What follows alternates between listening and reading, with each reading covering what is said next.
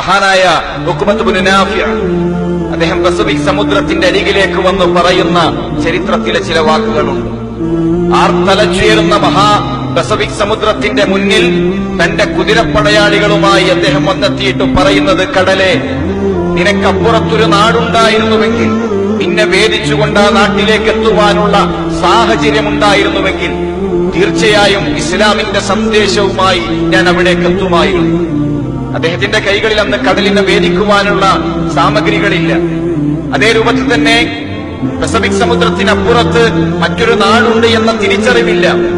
അങ്ങനെ തിരിച്ചറിവുണ്ടായിരുന്നുവെങ്കിൽ ലോകത്തിന്റെ വ്യത്യസ്ത ഭാഗങ്ങളിലേക്ക് അവരെത്തിപ്പെടുമായിരുന്നു. ഇന്ന് മക്ക മുഴുവൻ നോക്കിയാലും 2000-ൽ താഴെ സ്വഹാബാക്കളുടെ ഖബറെ നമ്മൾ കാണും. മദീനയിൽ 10,000-ൽ താഴെ സ്വഹാബാക്കളുടെ ഖബറുകളെ നമുക്ക് കാണാൻ കഴിയുകയുള്ളൂ. എന്നാൽ പ്രവാചകൻ സല്ലല്ലാഹു അലൈഹി വസല്ലം തങ്ങൾ വിടവാങ്ങൽ പ്രസംഗം നടത്തുമ്പോൾ വജിലത്തു മിൻഹൽ ഖുലൂബ് വദറഫത്തു മിൻഹൽ ഉയൂൻ, ഹൃദയങ്ങൾ കിടുകിടാ വിറച്ച് കണ്ണുകൾ ഇറനണിയിച്ചുകൊണ്ട് 1,40,000-ഓളം സ്വഹാബാക്കൾ ഒരുമിച്ച് കൂടിയിട്ടുണ്ട്. 1,40,000-ഓളം സ്വഹാബാക്കൾ. എന്നാൽ അതിൽ 10,000-ൽ താഴെ സ്വഹാബാക്കളുടെ ഖബറുകൾ മാത്രമേ മക്കയിലും മദീനയിലുമായി നമുക്ക് കാണാൻ കഴിയുകയുള്ളൂ. ബാക്കി വരുന്ന സ്വഹാബാക്കളുടെ ഖബറുകൾ ലോകത്തിന്റെ വ്യത്യസ്ത ഭാഗങ്ങളിലാണ്. അതെങ്ങനെ വന്നു എന്ന് ചോദിച്ചാൽ, മക്കയിലുള്ളതിനേക്കാൾ നല്ല താമസ സൗകര്യം ഉണ്ടായപ്പോ നാട് വിട്ടുപോയതല്ല. പ്രകൃതിക്ഷോഭം വന്നപ്പോ മക്കയിൽ നിന്ന് നാട് വിട്ടുപോയതല്ല.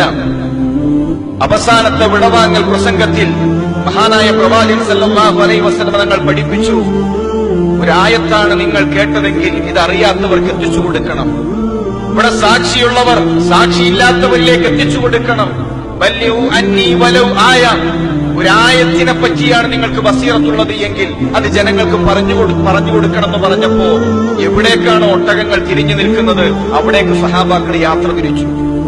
ആഫ്രിക്കയിലേക്ക് സ്വഹാബാക്കൾ പോയി. നമ്മൾ ആലോചിക്കണം, അറബി ഭാഷ എന്താണെന്ന് അറിയാത്ത നാടാണ് ആഫ്രിക്ക. അവിടേക്ക് സ്വഹാബാക്കൾ ചെന്ന് ഇസ്ലാമിക പ്രബോധനം നടത്തി ആ നാടിന്റെ മാതൃഭാഷ മാറ്റി അറബിയാക്കി അവർ തിരിച്ചു വന്നു. അതാണ് സ്വഹാബാക്കളുടെ ജീവിതം. അവര് മുഴുവൻ ഇസ്ലാമിന് വേണ്ടി, ഇസ്ലാമിക പ്രബോധന പ്രവർത്തനങ്ങൾക്ക് വേണ്ടി അവരുടെ ജീവിതം മാറ്റി.